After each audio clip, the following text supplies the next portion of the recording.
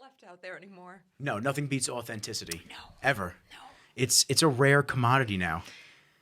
Isn't that sad, though? Very. Because I don't really get why. Social media ruined it. Social media definitely ruined it. Social media ruined, I would say social media especially for me, social media ruined relationships. Social media ruined the feeling of hard work because everybody's winning. No one is Also, losing on social media. It doesn't matter what profession you're in. If you look good doing it and you're not even certified, not licensed, anything, but as long as you could look like you play the part, then you can title yourself as whatever you want. Yep, and here's the followers. And oh my God. And it's crazy. And then am I going to go to this person that has 1 million followers or this person that has 1,000? Right. It's like, oh my God, well, the person that has 1 I'm million. terrible because people probably think I'm out of business. I don't post anything. I am the worst with business social media, but like not to pat myself on the back, but like my practice is great. It's thriving every day, But I don't need to be posting about it every single day. It's crazy.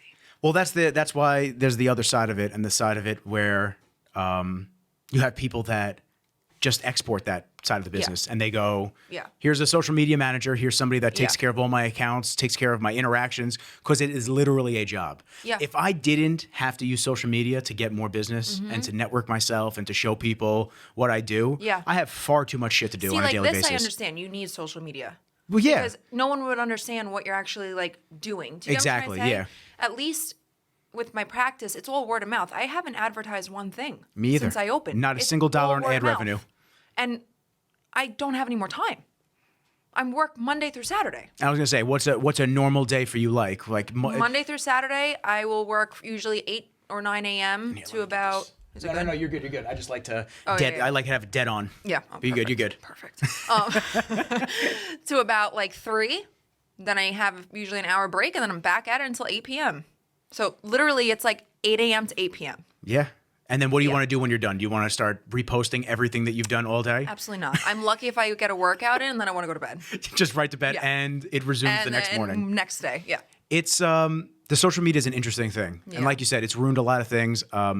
For me, like I mentioned right at the start, the hardest thing for me is the loss of. Everyone just needs to be everyone needs to be noticed. Yeah. Everyone feels like I have a voice. Please notice me. And why does that? It's like. And it's instant gratification because if you feel like you got enough likes, then you did your job. Yep. And it's like, no. Like, I will never forget when I opened the gym, I didn't have enough money to pay for trainers at the time because I put all the money into opening the gym. I trained and taught every single class, and I was in clinical shifts at school.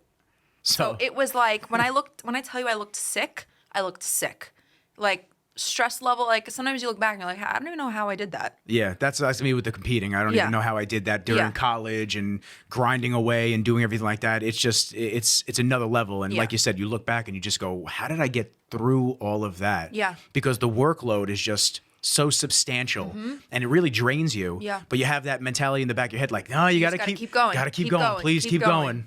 Eventually, it will come together, and you'll look back and be like, all right, this was all worth it. It started to seem like it's coming together. And now I can finally say it was all worth it. I was going to say, it's starting to seem like it's coming together now. I am loving where I am right now, which is a good thing. Well, I mean, I'm not where I want to be, obviously. You never want to be. Never are. And if you are comfortable with where you are, not a good sign. Yeah. You never want to be comfortable. No, well, complacency is the killer of everything. But I will say social media helped me tremendously with my surgery. And we're going to get into that. We're going to get into that. So for those that don't know, I have the lovely Marina on. And we were introduced to do some videos together for your business. Yes. And that's kind of where we started off. And I need you again soon. Yes, which I'll come. I'll have Kenji hold the boom mic. It'll be great. It'll be perfect. Oh, he's sleeping. He's the podcast dog. That's it. A few too many drinks. He gets super excited to see the guest. And then he just goes, all right. He's done. We're good. And maybe easy date. Exactly. Wow. Mid-cast, he'll get up, he'll say hi again, and he'll go lay down again. Perfect. But yeah, you've had quite the journey medically and with your profession as well. Yes. So I kind of put a post out today just saying who you were, a little brief synopsis of you coming on the show, what we're going to talk about. Yeah. And I think it's important to kind of brief everybody on where you started. That's kind of what we start with every podcast when we have somebody new come in. How did you get into what you're doing? And I know you've always loved fitness. I mean, from the time that I've been following you, even before then, I kind of knew who you were through the grapevine of Yeah. everybody going to see you. Always had a great physique. You're always busting your ass, doing your thing. Try. Seriously. But a business owner that still makes time Mm-hmm. because, I mean, how many people... So for me, when I was shooting constantly and I had to Yeah. shoot every single day before I started weeding clients out, I would just, every project, yes, yes, Yeah, yes, you I'll have take it, to. I'll take it, I'll take You it. have to. No gym though. The thought of going to the gym was non-existent Yeah. because I was in a gym all day shooting. So for somebody that's a personal trainer or Yeah. giving classes and training people, plus the medical side of things, plus being a business owner, Yeah. it's a lot. It's been a lot. And like I said, I look back and sometimes I'm like, wow, I cannot believe how far I've come. And it's a good feeling. It's a really I good had feeling. a lot of mental breakdowns, don't get me wrong, and I still do. Let's go, me and you. 100%. Let's talk about mental health. Oh my God! Just breaking down every other day. If Monday I'm on top of the world. I'm gonna kill this week. Now By it's like- Wednesday, you're yeah. just Now I'm dealing with like patience, and I'm definitely like a very empathetic person, so I take home everyone else's feelings and emotions. Plus dealing with insurance companies. that's the best thing in the world. Yeah. Yeah. Plus just everything that's going on in life. That's, But you said you wanted me to kind of go from just the beginning. just from the beginning, just kind of what got you into the fitness area, like the fitness So- space, because you Yeah. got in the fitness space on the actual personal training side, Yes. and now on the more So I was a medicine dancer side. my whole life. And then senior year, I got into a bad car accident. My car was totaled. It was flipped. And, I never really knew what the jaws of life meant, but yeah. They pulled you out like that. Oh, yeah. My cousin, they did that to my cousin too. It's got to be the scariest thing in the world. When I tell you like shaking, like you're unconscious for a little bit. You like completely like don't even know what's going on. And it was the scariest thing. And I was senior year of high school. So it was kind of, and someone went through a red light, hit me from the side, tumbled. and- T-boned? Yep. And it was bad. But I didn't break any bones. I don't know how. All right, so we got but I She-Hulk in tore- our presence. Yeah, right. But I tore ligaments. And I was in so much pain. I could not figure out like what to do. They obviously went to the hospital. They gave me Oxy Of course. and sent me to PT 3 times a week. Yeah, here you go. Just go and and see this person. unfortunately, I'm not saying like physical therapy is amazing, but you have to find a good physical therapist. The physical therapy place that I was sent to was like a factory. They didn't even know your name. Churn you it out. was like the most simple, stupid exercises. I'm like, I'm not getting any better. I was in so much pain. I refused to take any pain meds. And my mom's friend was like, try acupuncture. I'm like, what the hell? That's like voodoo stuff. I was like, absolutely not. Because I was, I knew that I was going into school for exercise science after. That was like, it was senior year and like, that's where I knew I wanted to go. And physical therapy was actually one of my first choices because I thought it just made sense.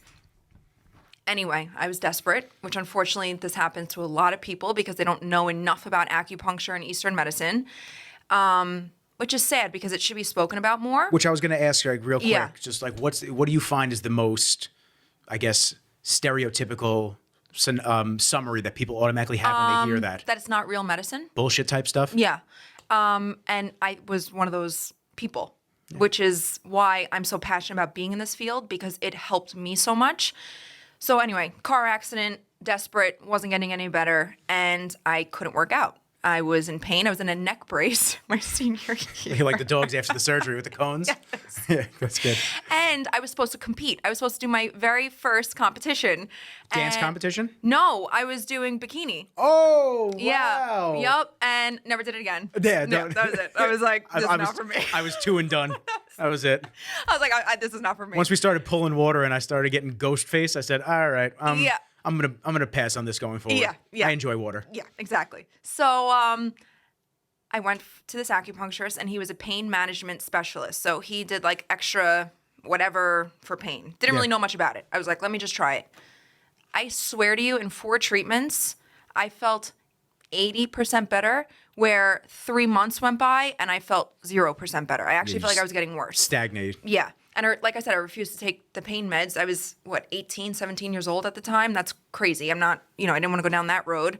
And he completely like rehabbed me. And it was amazing. And then I already knew that I wanted to go to school for exercise science first. So I got my bachelor's in that. And then I said, I want to incorporate Eastern, Western medicine with exercise because that's everything. Yeah. And, I love our medicine here. Western medicine is, we need it. Yeah, it's amazing. I mean, it has its purposes and it's amazing. it has its sides, but then there's the dark side of it, which I have a lot of mixed and negative feelings about.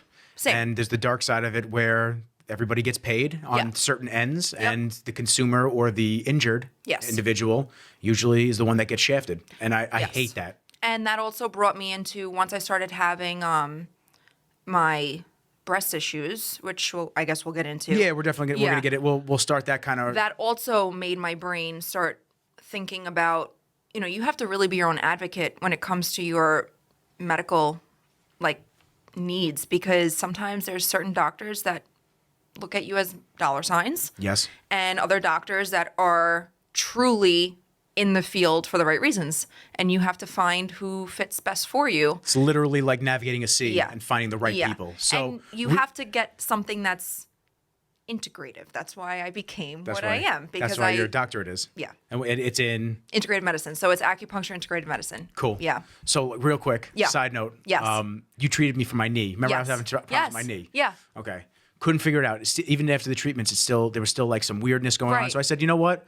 Let me go get checked out by a doctor. Yeah. I said, let me just go get me x-rays, whatever, this and that. I go in there, they give me x-rays. Now I know I need an MRI because you can't see tissue from x-ray. Of course. So I go in there and they go, yeah, we're just gonna do an x-ray to make sure the bone, everything like that's good. I said, okay.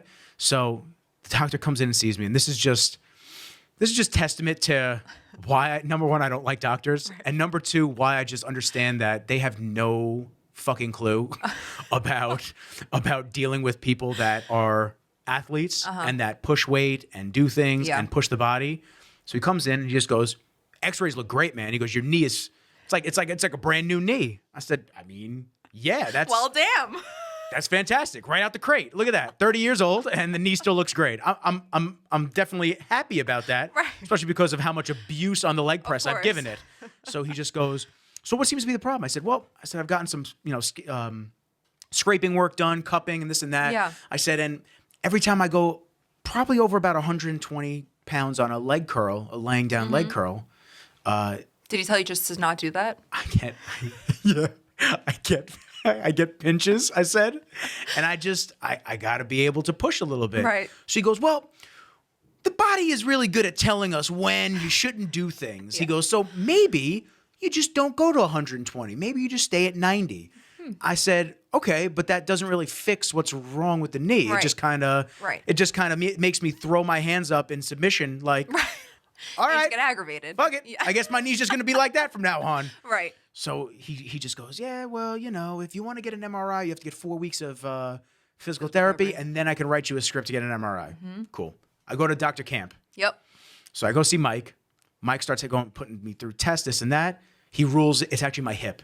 Yeah. My hip was too tight, causing... And you probably had a leg length imbalance. Yep. Causing pulling in the knee and this and that. And it probably affected your IT band. Yep. And he's got a shockwave machine. Have you seen that thing? Yes. Okay. Yes. That thing is wild. Yeah. He goes, it's going to hurt, Nick. It's probably going to hurt. I said, what is it going to feel like? He goes, I can't really show you, so you just got to feel it and see. That's like how I say when I put the stim on the needle, I don't even know how to explain it to people. I'm like, you just have to let me know when you feel it. Yeah, I felt it. Yeah. Sir, he's moving it around. I said, nope. Yep, there it is. He goes, okay, yeah, right. And he's holding it there for a couple of minutes and letting the tissue break up and this and that. Knock on wood.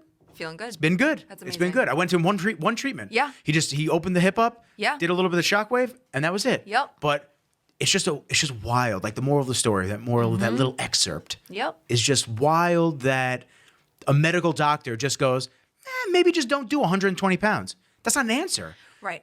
What are we gonna do to fix this? Well, that's why like I said, why I'm so passionate about being in this field, because the car accident really opened my eyes to a lot, because I was young and I'm a kid. Why should I just be taking pain meds and that's it? Like, that's crazy to me. There has to be something else to help speed up my recovery. And I have so many patients who were diagnosed, some with MS, cancer. I mean, serious. Like, it's not just, I have a lot of patients who hurt themselves in the gym or whatever it is. Love treating those patients. But you see these other patients who are truly suffering with different, different ailments. Right. And again, medication is like the number one fix. or surgery. And then that medication has 50 other side effects. Yes.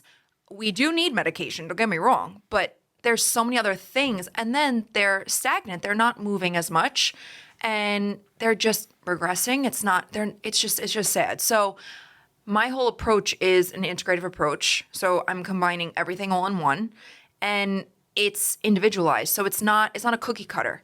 So basically whatever your symptoms are, we'll get to the root of it, but it's for you.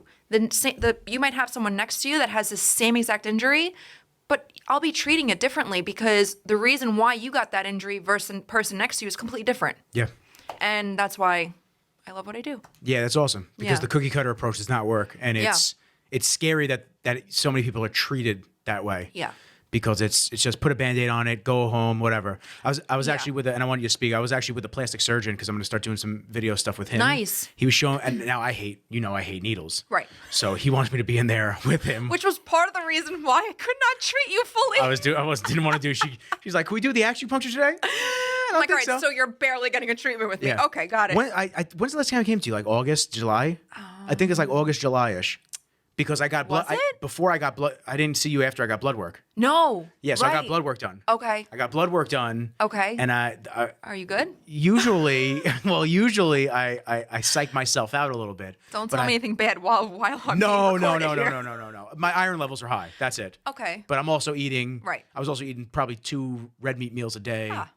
A day. Yeah. So. Okay. I need to chill out with that. But yeah, the doctor comes in and she just goes, yeah, I see you want to get some panels done, this and that. I said, yep, haven't had panels done in a while, so Yeah. it's more than time. The coach that I work with down in Florida gave me all the panels that he wanted me to have Awesome. run, so I give them to her.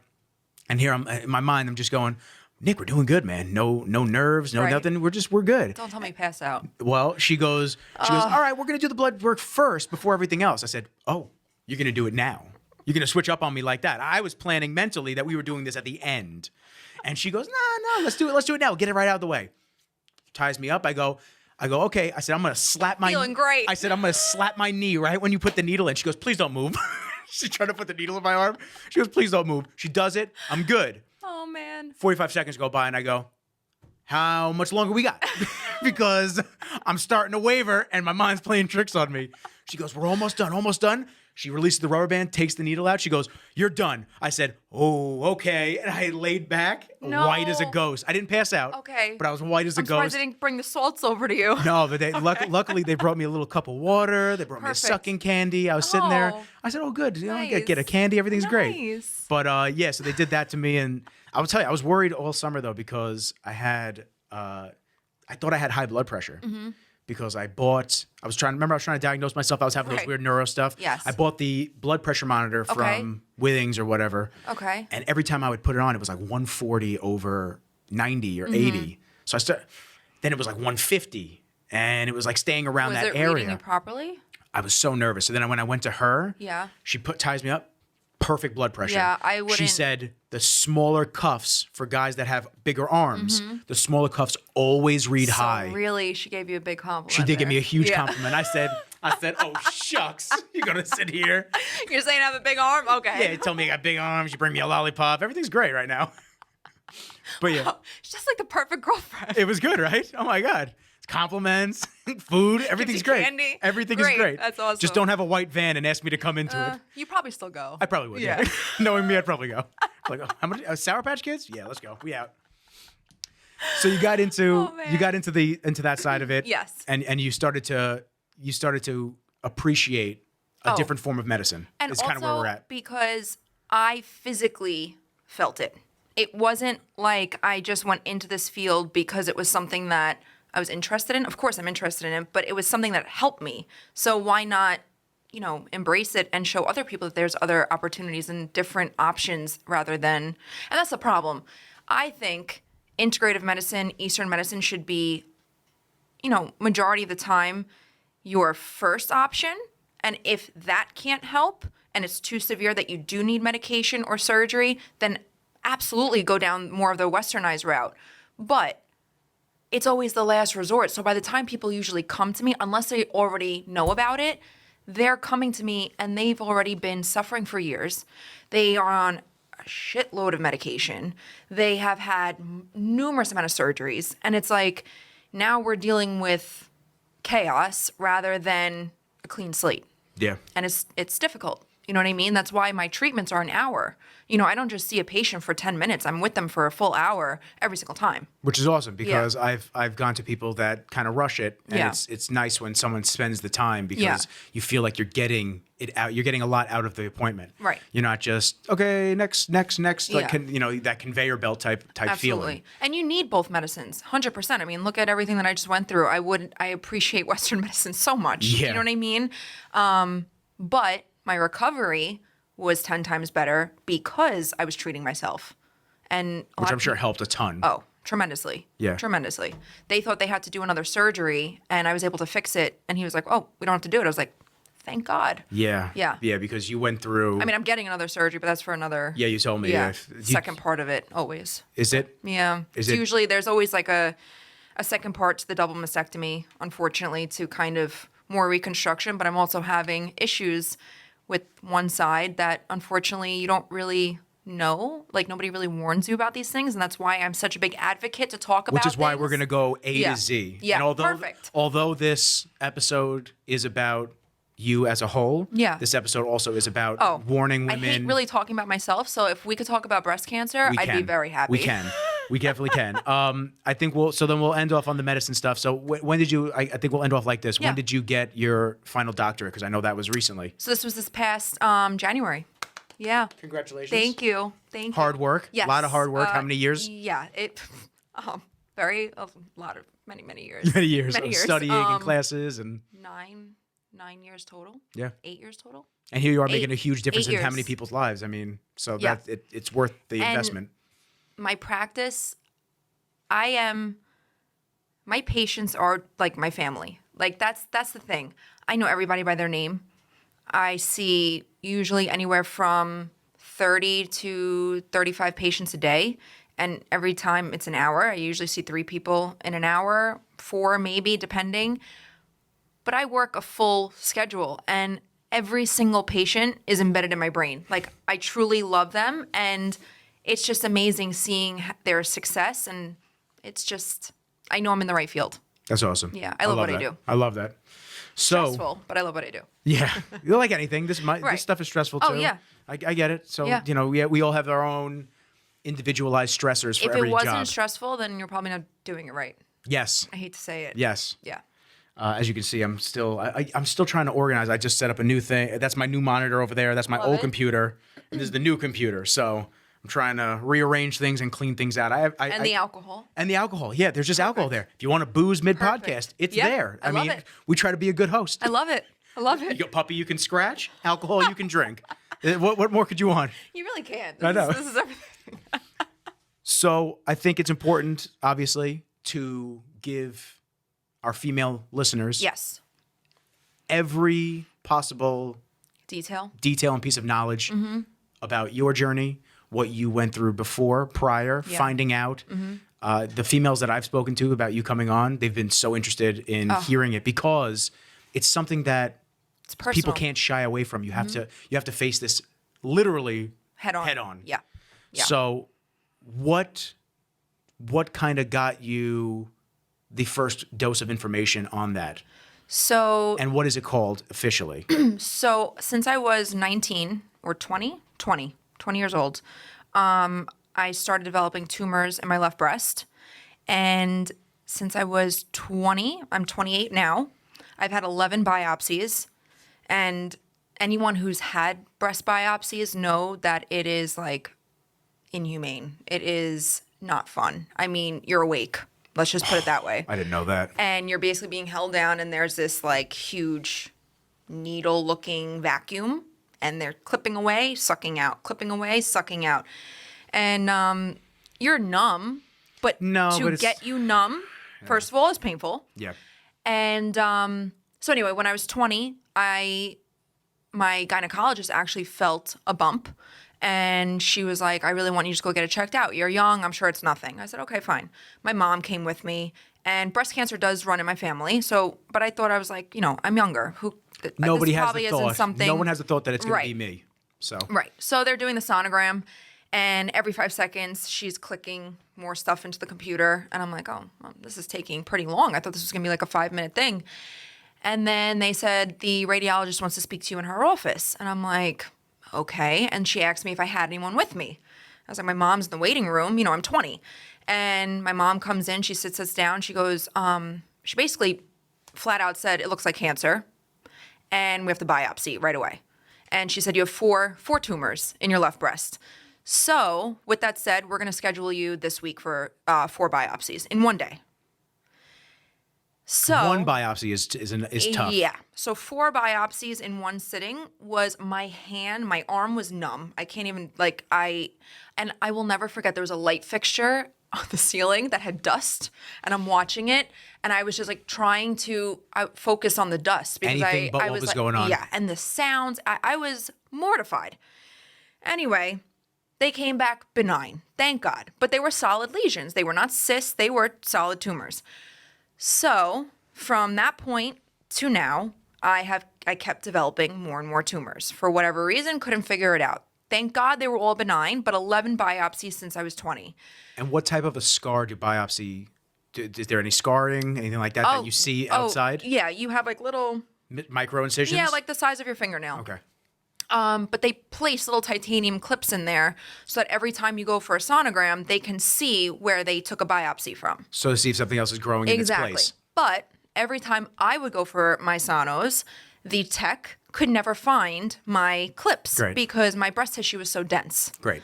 Now, that's another issue. When you have very, very dense breast tissue, as a female, you think it's great because, I hate to say it, but you have perky boobs. You think it's great, right?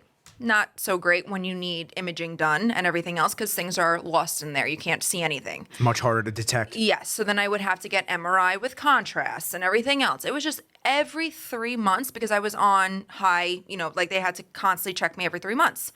Every 3 months, more biopsies.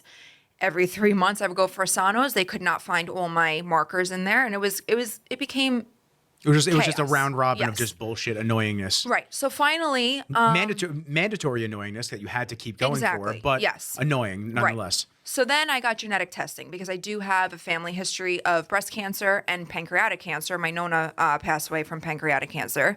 And I came back with a gene mutation that increases my risk tremendously for breast cancer. Now, the most common is BRCA1 or 2. I have the ATM gene mutation, which when I heard that, I was like, ATM, am I going to make a lot of money? You know what I mean?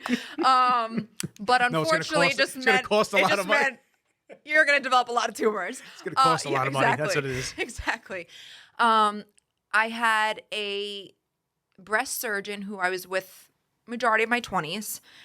He was a great person, great guy. I'm not going to say any names, but unfortunately, it was very, biopsy. And I'm like, this is not a way to live. And I said, let's talk about some other options here because now you tell me that I am positive for a gene mutation that increases my risk for breast cancer. I have a strong family history of cancer, and I've had 11 biopsies in one breast. To me, that says something. Where's the treatment plan instead of just preventative? And at the time, he said there's always tamoxifen. What's that? Which is a very heavy medication that will basically almost like chemo in a sense. Great. So I don't have kids yet. Why would I ever want to do that? I would not want to put anything toxic into my body unless it was necessary. And to me, I was already thinking of a double mastectomy at that point because I'm like, I would rather take the step to fix this, that I don't have to worry anymore, than to, God forbid, have a baby and while I'm pregnant or right after because of the hormone spike, and a lot of times that will Trigger cancer cells. Exactly. And then I have breast cancer and I can't be with my child. And Now you're fighting that battle. Right. And I can't wait to be a mom. That is like, love my career, but that is like my biggest passion in life is to become a mom. So it was like, which one? Do you know what I mean? Started searching around. I found an amazing, amazing breast surgeon who looked at me and he's like, you're a ticking time bomb. I was like, thank you. That's literally how I feel. Yeah, I'm sure that helped reaffirm Yes. your feelings on everything. And I went to Sloan. I went to so many different doctors, and they all looked at me like double mastectomy is a very smart choice. And I'm like, I can't believe that I didn't make this step yet. You know what I mean? 11 biopsies later, you probably would maybe think that. But it's not for everybody. Not everyone. Some women think that a double mastectomy is the worst thing that could ever happen to you. And I get it. I totally understand that. But I think speaking about it more can help, I don't know the right words for it, but help women understand that it's not, you shouldn't be ashamed. You shouldn't feel deformed. You should embrace it and say, listen, this saved my life. You're taking your health into your own hands. Right. So now real quick, and I want you to continue Yeah. on with that. How do you get the testing done for the gene mutation? It's a blood test. Just a blood test. But the problem is, if most insurances will not cover it unless you basically check off enough boxes. So you have to show that you have a real family history. You have to show that you've had something going on. I mean, I've had 11 biopsies, so enough was being shown for me. My sister is actually having a hard time getting the test done because she's never had any biopsies, thank God. But now that I am basically perfect person to show that her sister just had a double mastectomy due to all of this, now she's been accepted through insurance. But you're jumping through hoops sometimes. It's so annoying. Yeah. It's such a... Yeah. Well, we can't approve this and this and that. And you know what's crazy, though? A lot of women who have breast cancer don't have a gene mutation. So for that reason, I honestly feel very, very, very thankful because, and I know it's scary to get the genetic testing done because sometimes it's better to not know, or at least you think that. Well, that's the thing. If you don't know, you're not going to worry about it. Right. But when you do know, now you're in almost a frenzy trying Right. to figure out what you got to do to just prevent it even further. Exactly. And that's something, it's funny. Through this process, I've met so many women now who have, fought against breast cancer and have had all these double mastectomies, and everyone's journeys are so different. And it's amazing hearing everyone's stories because these women are strong. I mean, Yeah. And I look at their stories and I'm like, I dealt with nothing. Like, I look at my journey and yes, it was difficult. And, it was my entire 20s was revolved around breast issues, which is not fun. You know what I mean? And fear, constant fear. 2 Thanksgivings ago was when I really realized that I needed to find a new doctor because they found 3 new tumors and one was in my milk duct. And they were like, we're not really sure if we can get a valid biopsy to show that there's no abnormalities. I'm like, so I'm just going to wait again and just hope for the best? This is crazy. This is insane. There's got to be something else, is what you're Right. essentially the Right. feeling. Exactly. So, I found, what was I saying before? You I said you forgot. found an amazing breast surgeon? Yes. Okay. And he was basically saying, you check off every single box. He was like, I'll Ticking be time honest. bomb. Yeah, you're a ticking time bomb. He's like, I'll be honest with you. I don't even know if you don't have breast cancer. He's like, I would 100% want to do a double mastectomy on you. At the end of the day, it's your choice. And he wants to go in and take out more lymph nodes than a regular prophylactic double mastectomy. And a prophylactic double mastectomy means it's a preventative surgery. Okay. And I guess it's considered an elective surgery, which a woman told me who had the same surgery done. And she was like, it really bothers me when they say it's an elective surgery or a preventative surgery when the other option is cancer. So you're kind of pushed up against a wall. What do? It's not like you can say, yeah, I'm just going to wait and the chances of me not getting breast cancer is very low. It's not. It's most likely you're going to get it at some point in your life. When It's you just have that when. gene. Right. Okay. It's just when. And the very dense breast tissue, like I was checking off a lot of boxes and family history. So I said, okay, absolutely, let's book this double mastectomy. And, So what were your feelings like at that point? fear was biggest one.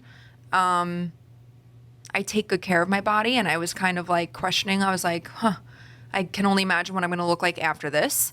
And I was nervous about what I was going to look like, in all honesty, which sounds very superficial, I guess. But In all fairness, you have to. yeah, I mean, that's a I huge started part. Googling pictures, and I was like, oh my God, I don't think I'm ready for this to look like this. But at the same time, do I really want to get that cancer diagnosis and then go through chemo, radiation, everything else? I mean, I saw what my cousin went through, and it runs in my family. And it was definitely scary, but also I finally felt like there was a solution. because I did not want to go through these biopsies anymore. It was taking over my life. And every time you get a biopsy, you have to take off work.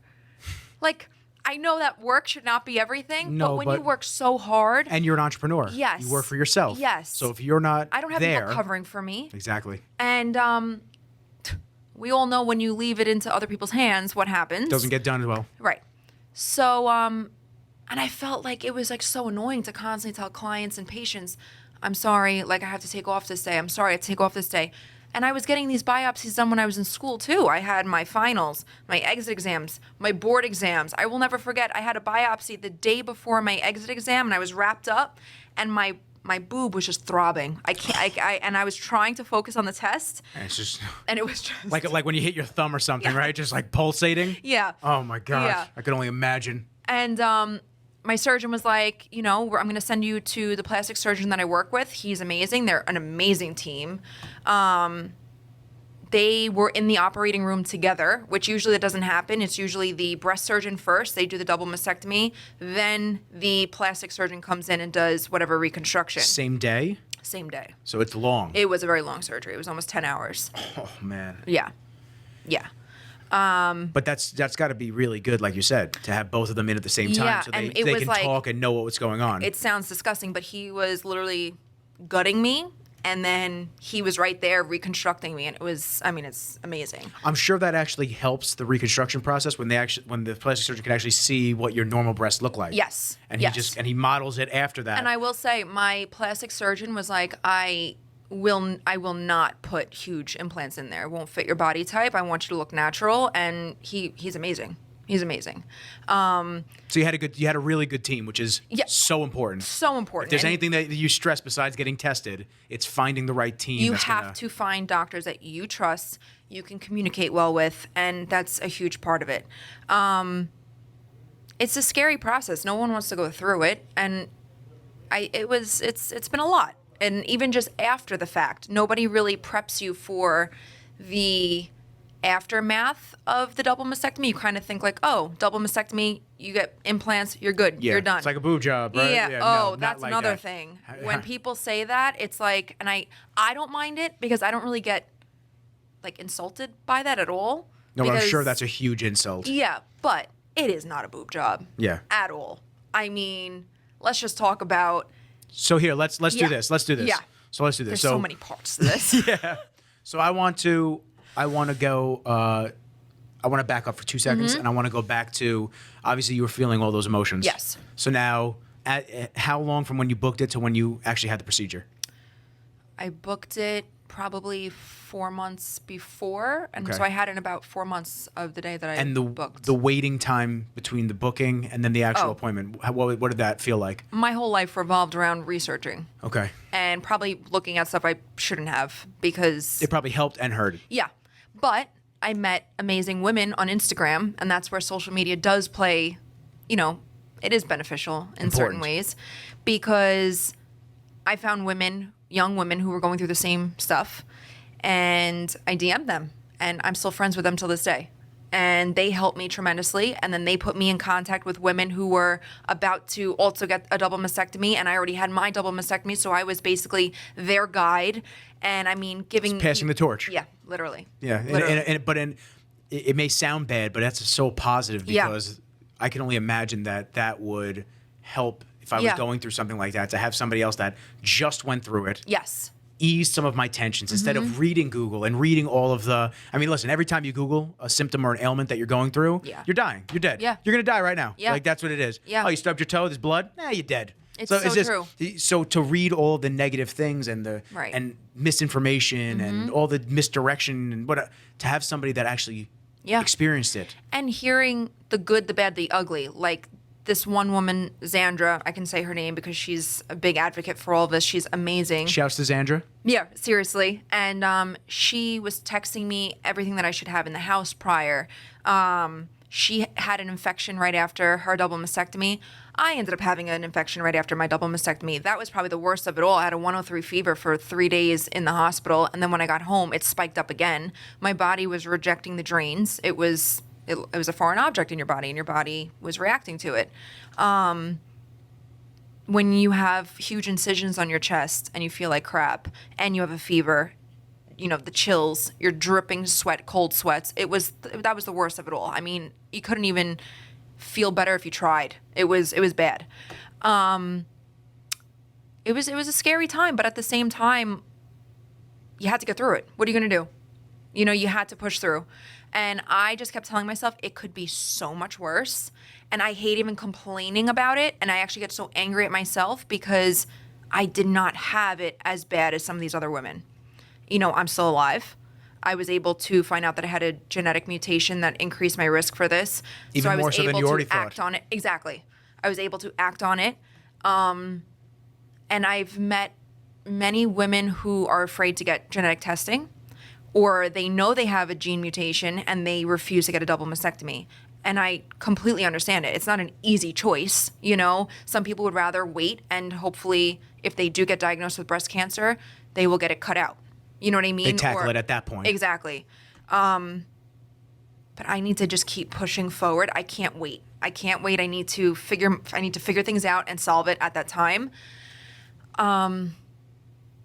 It's been a journey, that's for sure. And it's not over because after when I woke up from surgery. So let's actually, surgery. So the actual double mastectomy itself, what does that entail? Because it's more than just chopping a breast off. Well, that's the thing.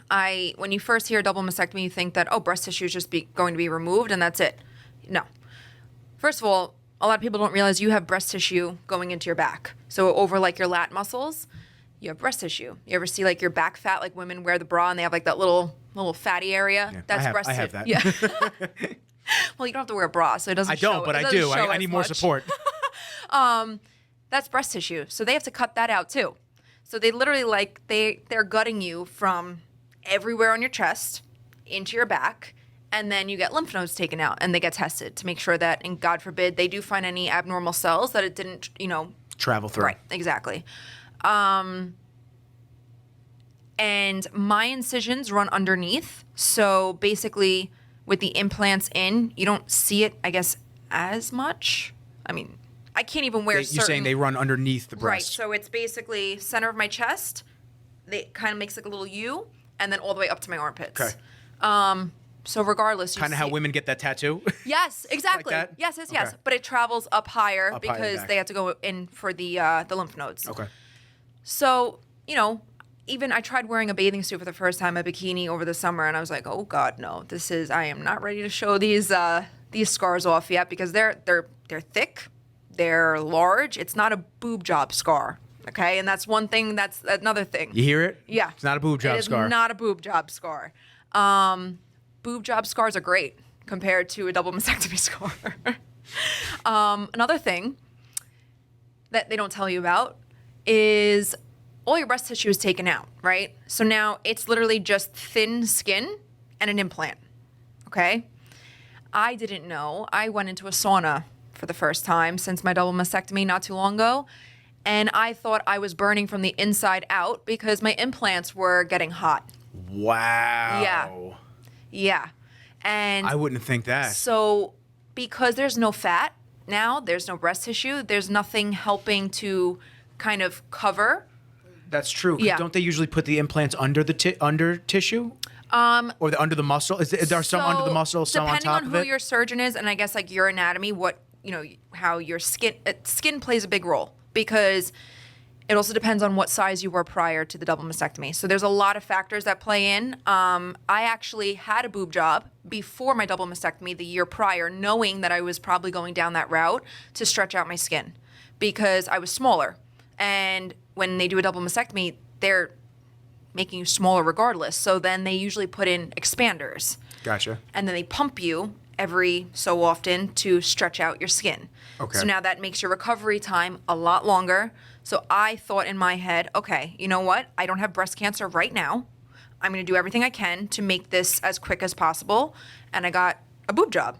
Okay. Thought it was great. I was like, wow, I'm going to keep this going for as long as I can. And then that's when Thanksgiving happened and they found more tumors in my milk duct. Gotcha. And then that was basically the turning point of, yep, your boob job days are over.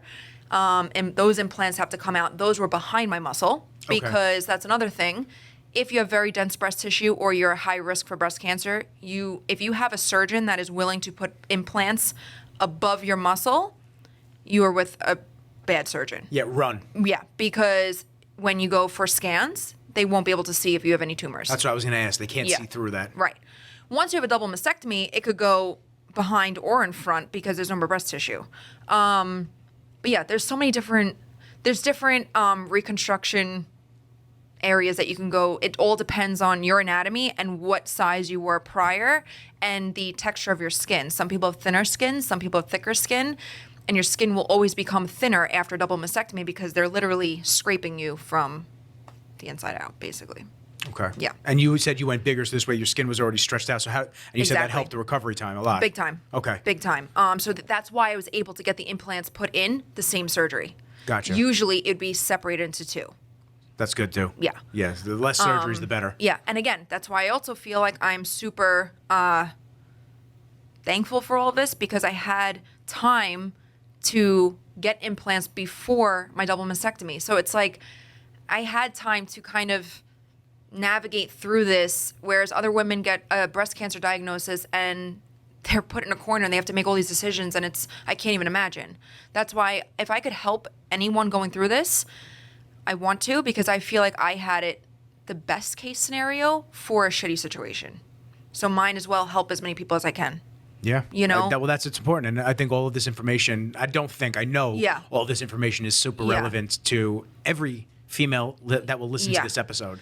And then another thing that no one warned me about is cording.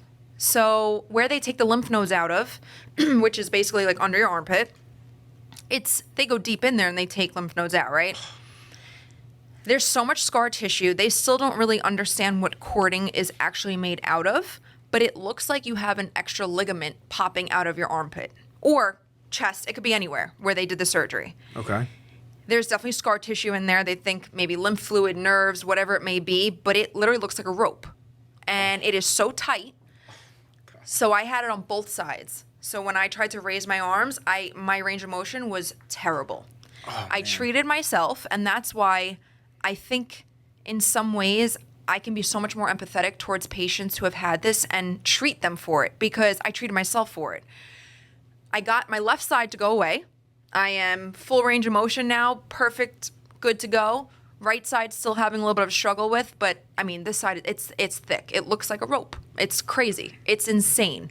And if I raise my arm, it like pops out.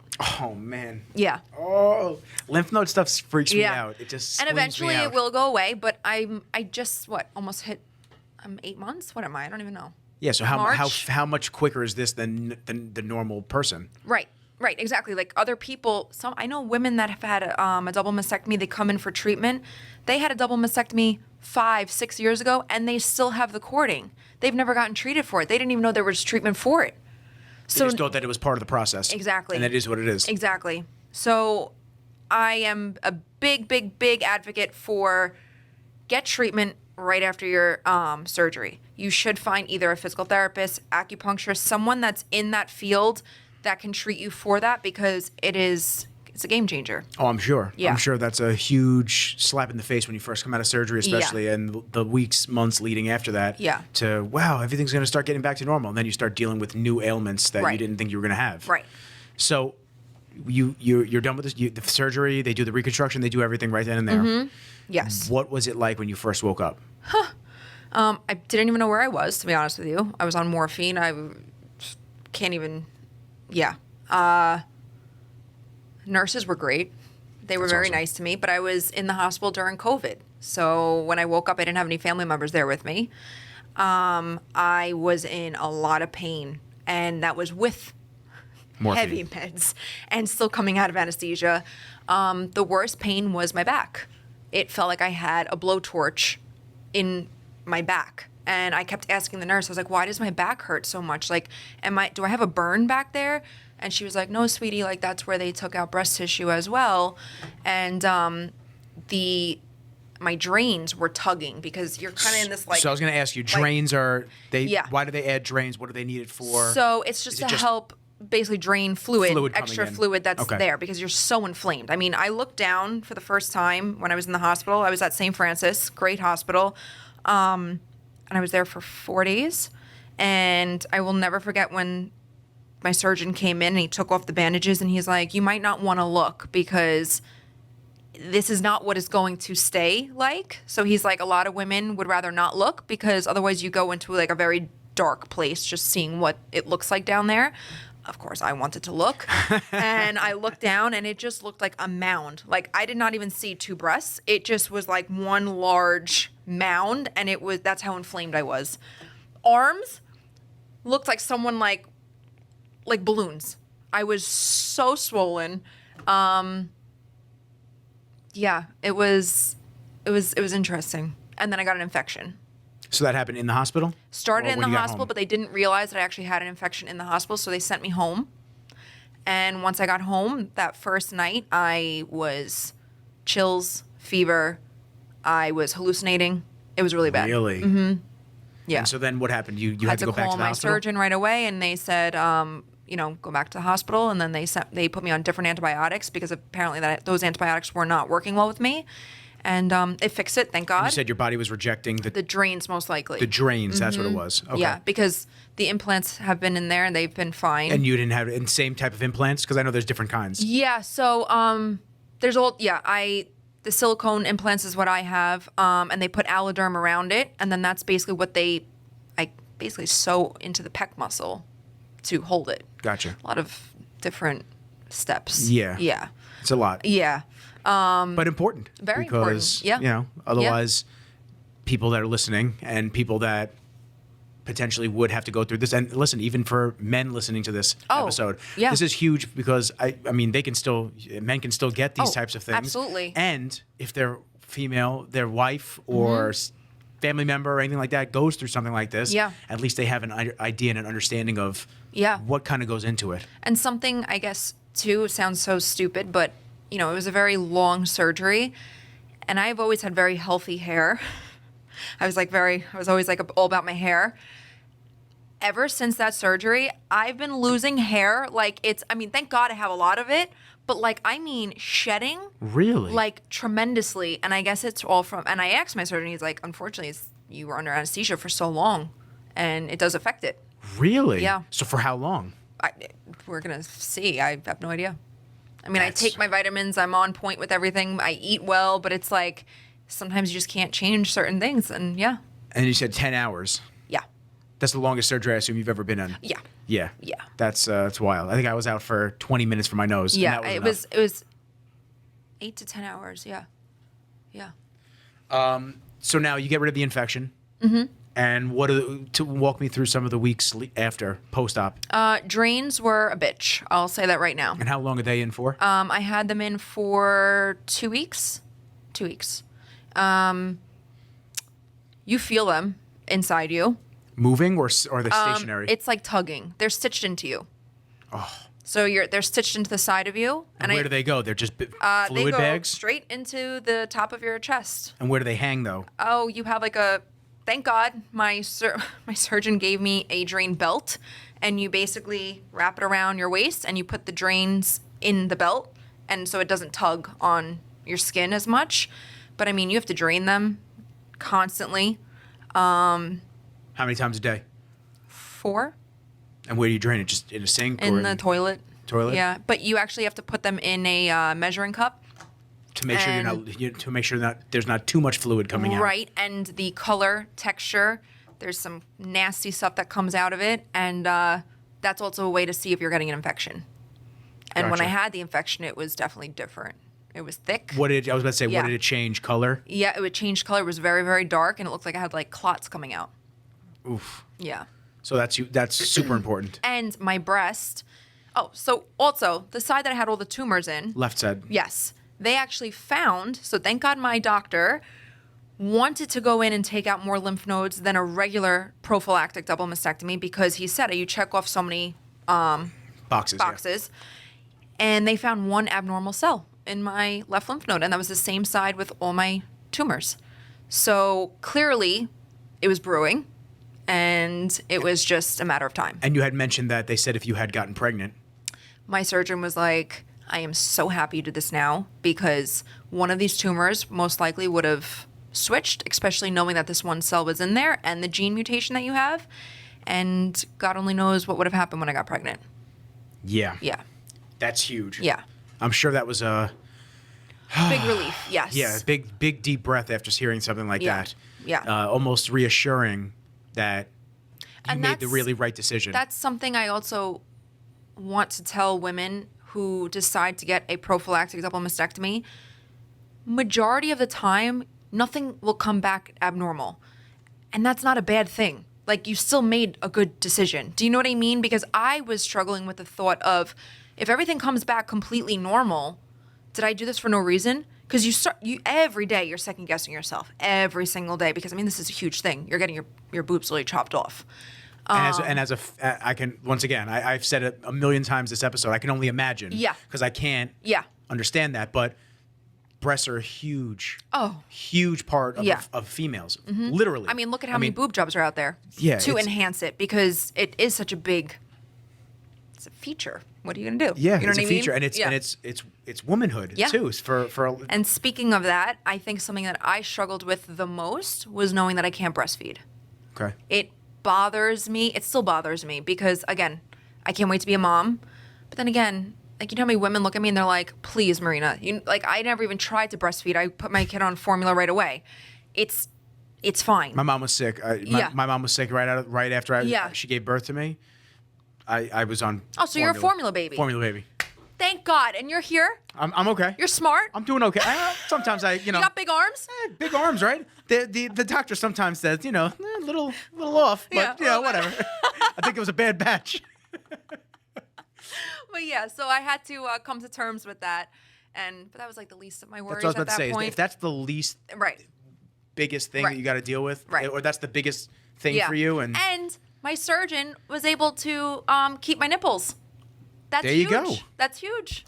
Not to put out too much information, but it's a big part of it. I was about because- to ask, like, Yeah. so you said it was just 2 mounds. So yeah. So he even told me, he goes, And why can they not normally keep the nipple? so if you already have breast cancer, a lot of times they will not keep your nipple Really? because It'll produce cancer cells? well, you have all these ducts that come out of the back of your nipple. They will skim that out. So they're basically, it's just there for looks. It really depends on your case because there's also breast cancer in the milk duct. So there's all different types of breast cancer. If and have- you had tumors growing in the milk duct. in the milk duct, yes. So they actually tested the back of my nipple, and everything came back clear. So they were able to That's keep my good. nipple. Yep. There's nothing behind it, so it's really just there for cosmetic looks. Aesthetically. Yeah. And hey, I'm happy with it. At least I That's- got to keep one thing of mine. I could definitely relate that I would like to have Yes. kept my nipples. Yeah. I Yeah. would've- Right. I'd have been And like, especially if you like your nipples, you I'd be want like, to keep them. hey, doc, I had some good looking nipples going in this and you kept them. I appreciate you. So that's good news. But that's another thing. Again, why I say I'm lucky, because a lot of women have a scar that goes straight across, and Oh, across where the nipple would be? Mm-hmm. Oh, okay. Mm-hmm. So now you said the scar is underneath Yes. for you. Mm-hmm. And why would they, I mean, every case I'm sure is different. every case is different. But it all it's not depends just, on why. they don't take it the same way. That's interesting. Nope. All depends on where your cancer is, the type of cancer. Is it invasive? Is it a prophylactic double mastectomy? But they're scraping it out regardless. I would think that they would be able to just do it anyway. Yeah, but if they're not keeping your nipples, then it makes more sense to go this way. Underneath. So no, straight across. If Oh, they're not keeping it. if Oh, I they're thought you not meant- keeping I thought you know said what they're mean? keeping it. Yes, Because yes. then you're getting scar here and scar here. That's it's all over the place. Yeah, you don't need that. They try to keep the same lines, which I guess are good. Yeah. Yeah.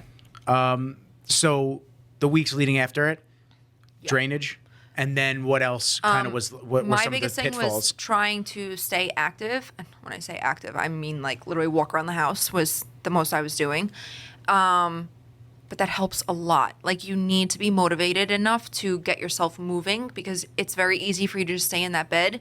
You're medicated. I mean, I'm not one for pain meds, but you need to be on the pain meds right after that. That's Oh, I'm sure. it's I'm sure. brutal. Yeah. But I will say I had my first time ever realizing how strong pain meds are because I kind of stopped cold turkey, which was stupid, and I should have weaned off them. Was it too, and did you stop too quick into it, or were you right around I the probably time? stopped too quick because in my mind, I'm like, I don't need these anymore, and I'm gonna just deal with the pain. That's how I'd be. Right. Stupid. Because I was taking them on the clock. Like if I even went past a half hour of when I was supposed to take it, crying in pain. Really? Yeah. So it keeps you at a good Pace. yeah. I thought I was doing well. I was like, I feel pretty good. I walked today. I'm doing great. And my mom was like, Marina, you need to take it. Nope, don't need to take it. Stopped it. I had withdrawals. For the first time, I never knew what a withdrawal felt like of like pain medication. I was sweating. I was erratic emotionally. Like, I mean, it was like my body felt like it needed the pain meds because you go into complete shock. You're in pain. And it was scary, very scary.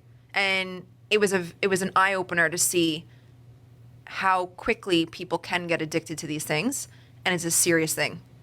And scary. Because it's not like you needed it.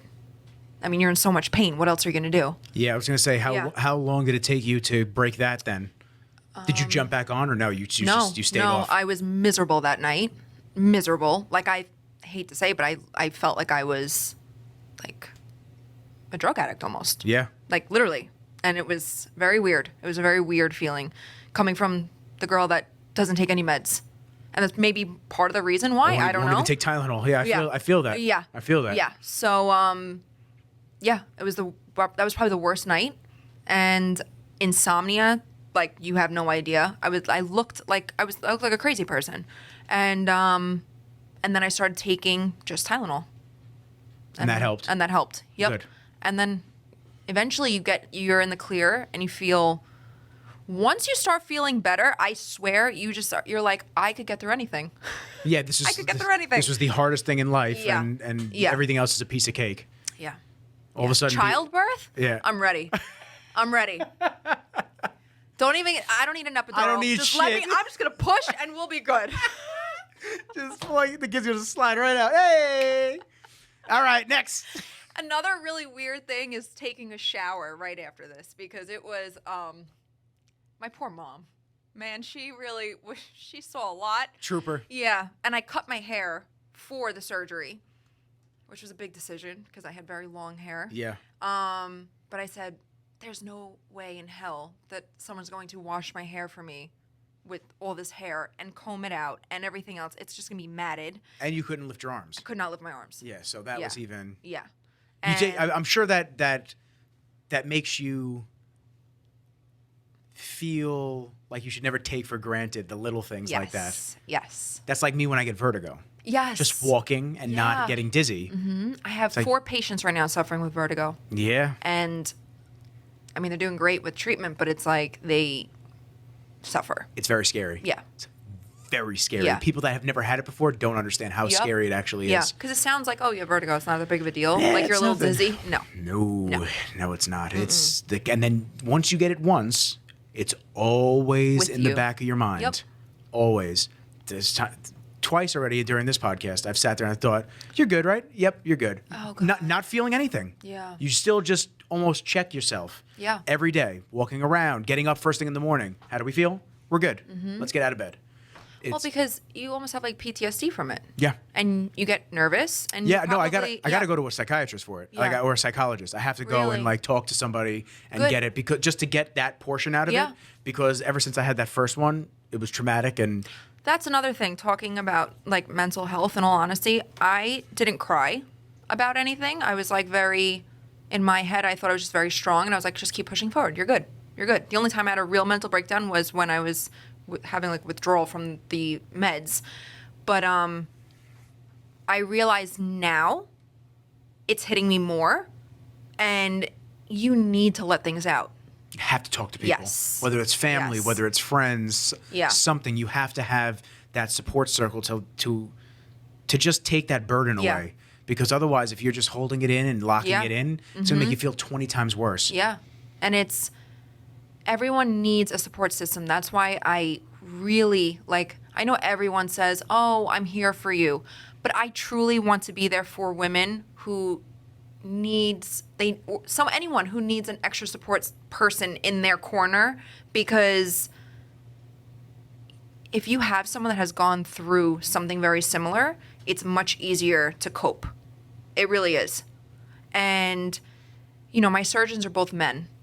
They're amazing. They are gifted, they're talented, but they couldn't give me real advice or The reassurance of a woman can. Yeah, exactly. Because they haven't gone through it. And now I'm actually in the works of I work with Pink Aid, which is an organization. They actually help women who are struggling financially through treatments since they've been diagnosed or whatever it may be. They are amazing. They help so many women. And they had a big fashion show a couple weeks ago. What an amazing experience. They asked me to walk the runway with other survivors and everything else. Did you strut? I did strut, but I was so nervous about even saying yes, because I was like, I didn't have breast cancer. Like, who am I to be able to walk down that runway when these other women they just finished their chemo treatment or whatever it is. And this one woman who was, she just finished her chemo, and she looked at me and she was like, "You still went through it." She goes, "First of all, this will start at 20 years old for you." And I was like, sometimes you don't realize everyone's journey is just different. And I don't see my journey as bad as other women, but then there's other women who never even had any breast issues in their lives. So everyone deals with their own stuff, but it was the most amazing experience I could have ever. It was amazing. That's great. Yeah, and I got to walk with my mom. Oh, that's awesome. That's so amazing. She felt like it was, she did a lot. And I think that's the support circle right there. She probably has. I know it kills her, because usually the parents are the ones who are going through the surgeries or an illness or whatever it is. So for her, the gene didn't come from her side of the family. So thank God, you know what I mean? Yeah. But really, your dad carried it? Yeah, my dad. Wow. It's all on my dad's side.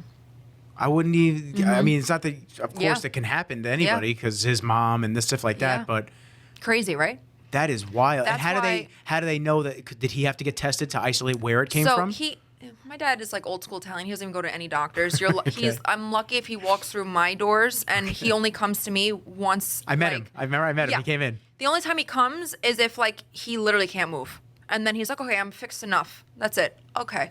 This man, came here with not a penny in his pocket, right? Very hard worker. Love him to death. Probably where both my parents are hard workers. That's where I think most of my work ethic comes from. But my dad is now very successful. Like, when I was growing up, we did not have the money that, he has now. Yes, yeah. He worked his ass off, you know what I mean? And Paid the dues. I was always the kid that was shopping at Old Navy when everyone else was at designer stores when I was in elementary, middle school, because I grew up in Dix Hills. And I always was like, "Oh my God, we don't have what they have." And and you're like, "Oh my God, you are very, very fortunate." You know what I mean? Yeah. With where we were. But anyway, he is very successful now. More than he even knows what to do with, right? He wouldn't spend a little extra money to get electric windows in his pickup truck. He was like, "I'll do the roll down." And I'm like, "Dad, you have a frozen shoulder. What are you going to do?" So I'll walk over to his car and I'm like, "Can you roll down the window?" I'm like, "Oh my God, we're just going to have to yell at each other through the window." This is the man. So no, he has not gotten tested yet, but all the cancer is on my dad's side. Okay. Yeah, all the breast cancer and pancreatic cancer. That's another thing. I was about to say, really important to just get for everybody to get tested, then, just to make sure that you don't have these precursors, especially if you're gonna have kids, because you're gonna pass that down to them. Well, not necessarily. Doesn't mean that you're always gonna pass it down. Oh, it's like a 50-50? It's just. It's just random. Yeah. Could be 95-5. Yeah. It could be 100. Right. Yep. So just now, when you have a baby, would you be able to just test the baby when they're little, or do you have to wait to have them develop? I'm not sure. That's something I actually want to find out. Yeah.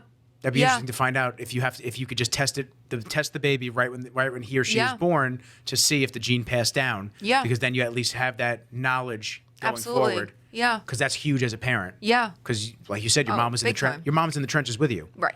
And if it wasn't Right. for her, there's a lot that Yeah. you wouldn't have been able to do. And I mean, there's so many girls who got a double mastectomy because their mom had breast cancer. Do you know what I mean? Like, Yeah. And they don't have a gene mutation. Majority of women who have breast cancer do not have a gene mutation.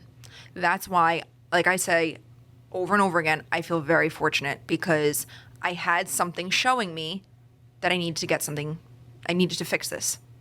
Most women don't have that opportunity. They don't have that indicator, like that little. They just get hey, you hit should with do this. that cancer word, and And that's probably like getting hit by a brick I truck. can't, yeah. Just Well, stop you in your tracks. I can't. I will never forget the feeling when they sat me down the first time when I was 20. The radiologist. Yeah, and I thought I had breast cancer, and then you have to wait for the biopsy results every time, and it takes a little over a week. I can't take So, the blood test. yeah. I can't take waiting on the blood test. She Right.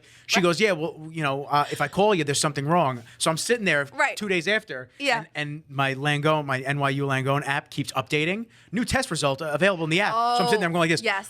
Do I have cancer? Am I dying? I'm like, what's going on, man? And then I didn't know what I was reading, so I sent it to my coach down in Florida. I go, what's going on? He goes, bro, how much carbs you eating? You fat, Yeah, dude. That's what he said yeah. to me. He goes, stop eating carbs. He goes, everything else is fine. Oh my God, it's yeah. You could drive yourself crazy. Oh yeah, 100%. hypochondriac. You Yeah. just start thinking Yeah. about all. It's like, oh my god, that's it. We're done. Even when I had the neurological shit over the summer. Yeah. The random neuro stuff.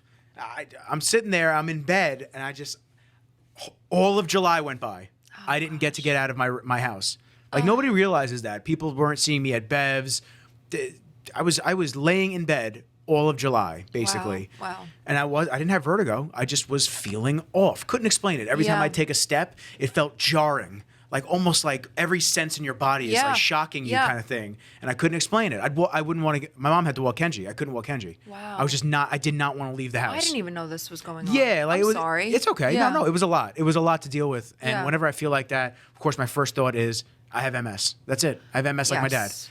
And every single doctor I talk to, they go, "You don't exhibit any of the real symptoms of MS. You're fine." Okay. And everyone tells me just go get the brain MRI done because then that tells Have you. you gotten that? I haven't. No. Okay. I've been a little Yeah. biatch. Well, but same thing. Yeah. Perfect example. Yeah. Sometimes you would rather not know. Yeah. Now I had an MRI when I was 19. They did a full body because I was in a car accident. Okay. So there was nothing. Wow. So chances are it's still the nothing. same. Yeah. I don't think I have it. And everybody, like I said, that I talk to, I don't exhibit any of the symptoms of it. But Okay. anytime my foot feels off or goes asleep, you go, Your brain automatically goes there. that's it. Here we go. Yep. Because I think of my dad. My dad progressively has gotten worse over the years. He's, he is in a wheelchair full time now. He's got Yeah. AIDS at his house. He lives in Freeport. So it's a tough thing to sit there and think that my existence of what I do now will end up like that. Yeah. But the other side of it is, God forbid, everything ever happened, there are a million people that have MS that live healthy, normal lives Yeah. that you wouldn't even know.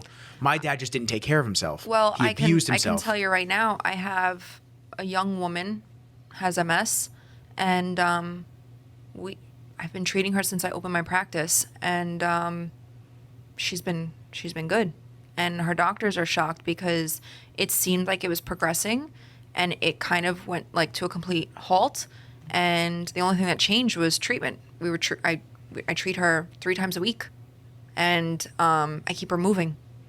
And You have to. That's the activity Yeah. is the hugest. Is the Yeah. hugest. I almost said what great English is. No, is the yeah. largest portion of it too. Yeah. My dad kind of just threw his hands up. And It's even speaking of like neurological, something else. I've been treating a lot of women now after speaking about double mastectomies and breast cancer. A lot of women have been coming in now who have either had a double mastectomy or they're fighting breast cancer right now. And I have a lot of women who have post-mastectomy syndrome, which is a pain syndrome. It's basically your nerve endings are trying to reattach and they're misfiring. So all you're feeling is just pain. really, Yeah, across your chest, you could feel it's miserable. And this can happen months later. It doesn't have to happen right away. So you might think you're doing great after your double mastectomy and all of a sudden your nerves are trying to reattach. Like, I'll be honest with you, if I go to itch my skin right now, like I'll feel an itch. Most of the time it's actually not an itch. It's my nerves trying to reattach. It signals my brain like it's an itch. I go to itch and it's pain. when I try to go itch myself. It's like almost like you can't itch the itch, if that makes sense. What does the pain feel like? Is it like a stabbing, sharp? Sharp, like an electric sharp. A jolt. Like, yeah. And then it'll be stabbing, like constant. And I'll be like laying down some nights and I'm just like, I think I'm like, you feel like you're crazy because you're just laying there and you're like, oh, here it is again. And it literally just feels like someone's like stabbing you with like a really sharp pencil, like over and over and over again. And then it'll go away. It's the weirdest thing. And then like sometimes I'm in the shower and the way the water is hitting my chest, sharp pains, like triggering. It's just crazy. So now what do you do to treat something like that? Is there anything you can do? So I can't treat myself with that because I'd probably hurt myself if I was doing it on my own. But I treat a lot of patients with it and I do the stim on the needles and it's actually basically signaling the brain. So basically if you were watching a live MRI of the brain, right? When you're inserting these acupuncture needles and then especially when you're stimulating it with the stim, you would see areas of your brain light up depending on where you're placing the needles, everything else. And you would actually see, again, I'm kind of going all over the place, but you would actually see your happy chemicals, your serotonin levels, your endorphins, your dopamine, everything like that increase. So you almost get like a natural high and your nervous system finally gets to relax and it's not on overdrive. So your body gets to start healing itself naturally without all that inflammation, which is amazing. And that's why a lot of people, when they get off the table, you'll actually hear them say, like, I almost feel like I'm like high. Like I feel like relaxed. And it's literally what your brain is signaling to the rest of your body. Pretty crazy. That's wild. Yeah. That's wild stuff. And they've done so many studies, and that's something I guess I wish it was spoken about more because like Sloan Kettering, amazing. They do so many studies. They're big on integrative medicine. Very big. Really? I wouldn't expect that. Yeah. They treat almost every single patient of theirs. They offer it to every single patient who's going through chemo or fighting cancer. Acupuncture, massage, all these different things, because they do their own studies in-house. It's amazing. And they get amazing results.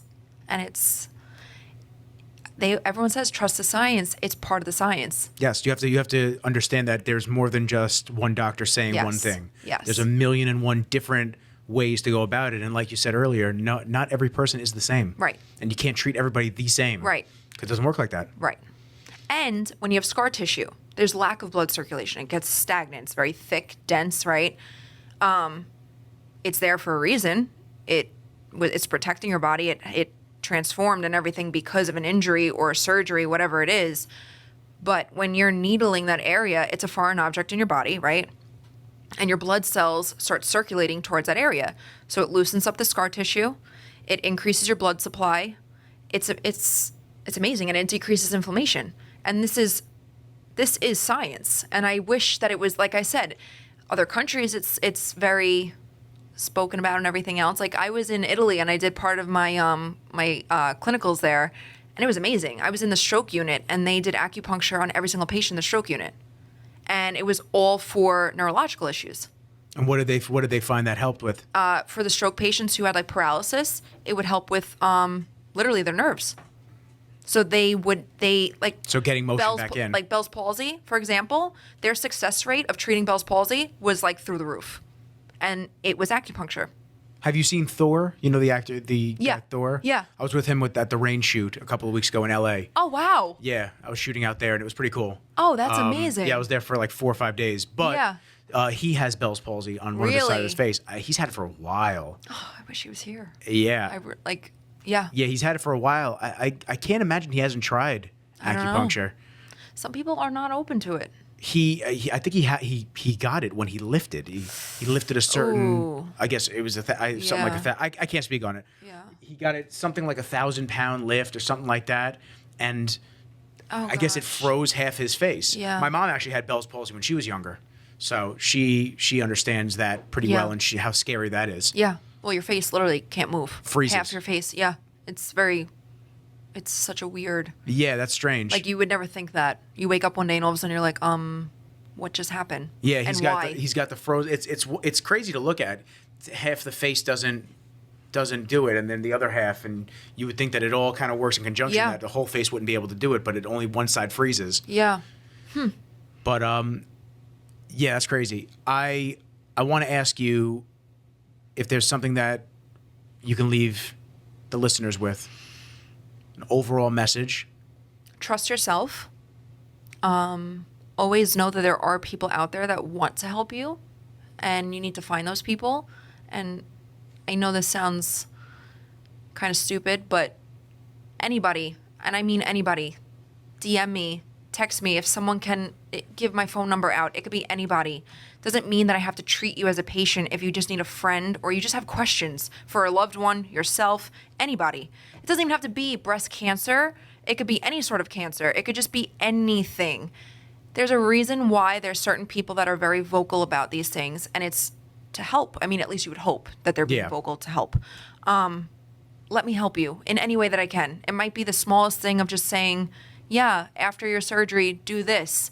And there was one woman that I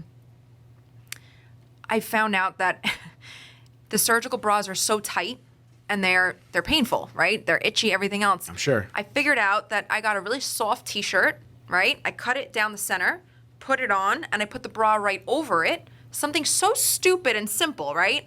No one ever told you this, though. It was like you have to play like arts and crafts.